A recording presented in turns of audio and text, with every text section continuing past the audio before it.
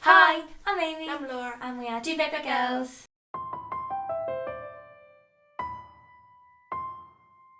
In today's video we're doing another one of our chatty videos because we're getting quite into these and they're fun to do, but they're also quite easy to do. We just have a natter like we normally would, but we film it. And our topic for today is something we've talked about a lot recently together, and that's the idea of like wanting to find our next book. Like, it's a hard, I don't know if this is our concept or if we've just like made it up, but you know, you have certain books that are just really special to you and like reading them literally changes you. Like it makes you view things differently, or like everything in the book really relates to you and it's like a way for you to understand your own thoughts and feelings. And it's just like a really special book, and then you kind of obsess over it for years later. It's like, that's my book. Like, you want everyone to read it, but you also want it to be yours. And that you have a few of those, and we haven't had one for a really long time. I thought I had one recently. I read On the Other Side and I was really enjoying it. It made me feel so book in a long time that made me cry. And it's one that I actually was excited to read. I mean, I got home and I was tired and I still wanted to read it, which is a thing that I don't get with books. Like, I can enjoy a book and want to read it, but I always like prioritise like watching telly if I'm tired over it. But with On the Other Side, I was staying up, I was reading it, I was loving it. I don't know what stopped it though from being a book. I don't know if it's because it was just a bit like, it was very specific to Evie Snow. Like, all the problems were very, very hers, and it's not a very relatable concept, like having a mother who's that controlling. It felt very Victorian. Yeah. And I obviously don't have that problem. My mum's amazing. She's probably watching. Hey, Mum. Hey, Ginny. And like, everything's just so different. But it made me feel that way, like that all the other books do. Yeah. Like, some of the books that we have felt of like in the past is obviously, you know them, because they're all our favourites. Like, Yeah, we All My mention Friends Are them all the Superheroes. time. We have a list. Hold on, we'll reel them off and you'll know what we're talking about. We can mention them in more detail. So we have like Paper Towns is one that's really important. That's where our channel name comes from, for God's sake. Like, I remember reading that book and I just like couldn't wait to get back from school to read it. I was obsessed with it. I lent it to you straight away. I lent it to everyone I knew. Like, everyone has to read this book. It's perfect. And still, like, it just holds such a special place in my heart. That is the one, actually. Yeah. That is like the book. Paper Towns is like, I love All My Friends Are Superheroes, but I haven't got All My Friends Are Superheroes tattoo, have I? No, I do not. Do you have a Paper Towns tattoo? I do. But I remember like reading the Walt Whitman, like from the book. I was just like, I need to understand where this wisdom is coming from. And when I read the poetry that the character was on about, and I love that too. And like, when people talk about its flaws, like, I can see what they mean, but I think finding one of these books is really time dependent. You have to read it at the perfect time in your life. Like, it has to be a good book, but it also has to match up with you personally, very specifically. So like, it's very easy to get offended when someone doesn't like a book that you... If I read Paper Towns now, it would probably just be one of those YA books where it's like, I really enjoyed it, but I can move on. You know, like The Fault in Our Stars, I love it.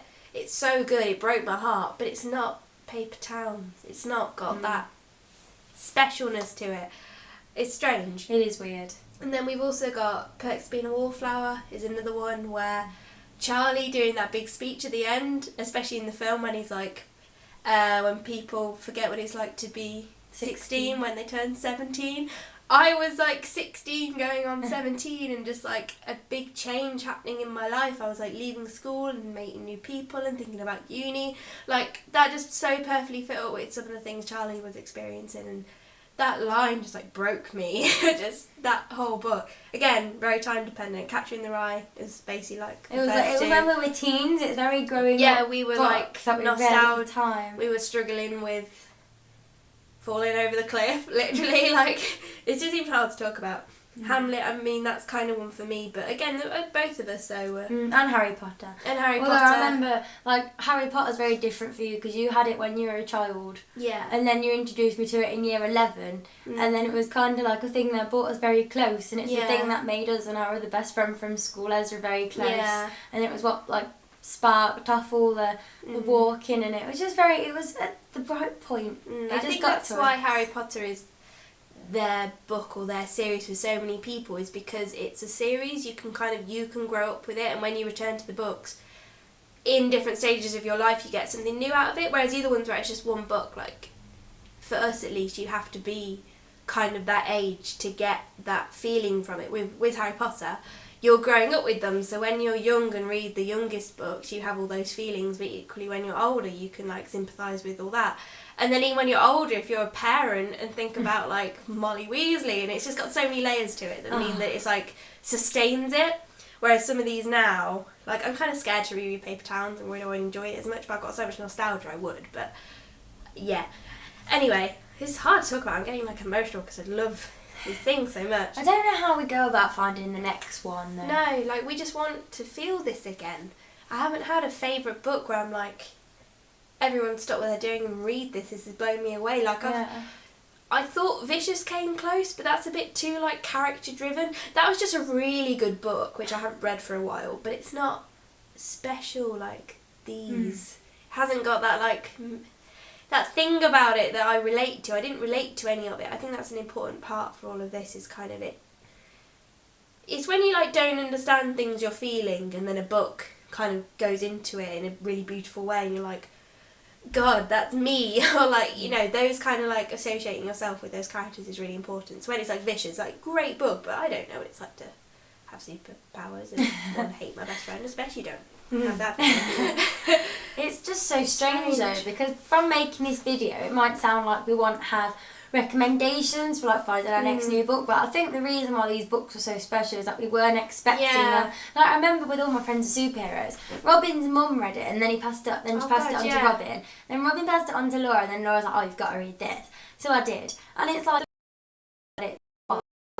a weird man on the front, and it does not look like it's going to mean anything. And then I was like, oh no. And it definitely means more to you than it means to me. Like I still love it as a book, but I don't return to it in the same way like you do for I can't explain comfort. why either, Yeah, because I like reading it in the bath. If I feel really down, I'll have a really long bath and just read it from cover to cover and I'll feel better. It actually makes me just feel better about anything. Yeah. And I don't know how it has that power. No, all these books have to have like quite, like they have to be quite metaphorical. They have to have like a deeper layering, and I think so many books are just plot driven, which like is fine, but it's kind of, it just makes it difficult to find a book which you don't know a book's gonna have all these like different layers of meaning and stuff until you read it, unless someone really talks about it, and it's just difficult. And also we're just at a weird stage in our life because so many of these books are like coming of age books, and in terms of coming of age books, we are the of age part now. Like of age. We don't really sympathise with the teens with their having their first love and all that kind of thing that we did years ago.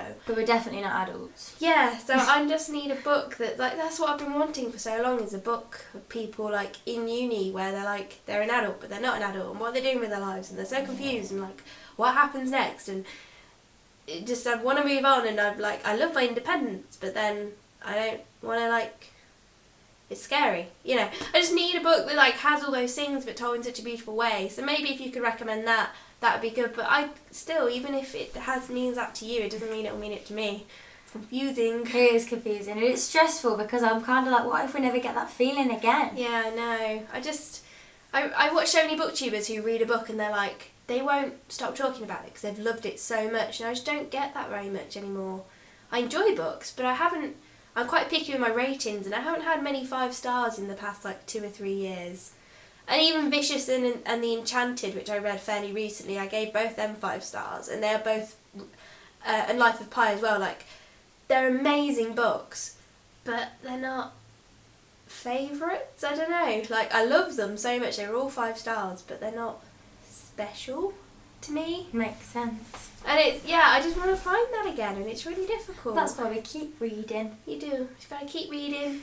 But anyway, I think we've kind of said everything we needed to say and got very nostalgic. I feel all like I just want to reread all these really special things and kind of like, yeah. But anyway, let us know if you have a clue what we're on about. If you like, we're calling it our next book, but whatever you would like, however you think of it, let us know if you have similar experiences with books, if you've had it recently, if you're also like us and kind of need a book that helps you through a time in your life, because I think that's what all these books really did. You're not always negative, not always you're going through something difficult and they like help you feel better, but sometimes, like you said, Harry Potter brought our friendship so much closer, and our other friend Ezra, like, at school at the perfect time, and we call ourselves the Golden Trio, and that just, like, that had a really big impact on our lives, and that's not to do with us, like, struggling and it helping us through, like, a difficult time. That's just, like, it had a nice knock-on effect. And the same with Paper Towns. I think, like, us discovering Nerdifiteria and John Green whilst, like, reading Paper Towns was just... Oh, yeah. I'm all emotional now. I know, I'm a bit emotional. Yeah. So thank you for watching that little discussion video. If you've got any books that you think you want, comment down below, because then we might give them a shot and they might become our one books too. But thank you for watching. I'm all emotional. Yeah. And we'll see you on the next video. Bye. The one. The one. Okay. Let's go and get deep. Get your snorkels.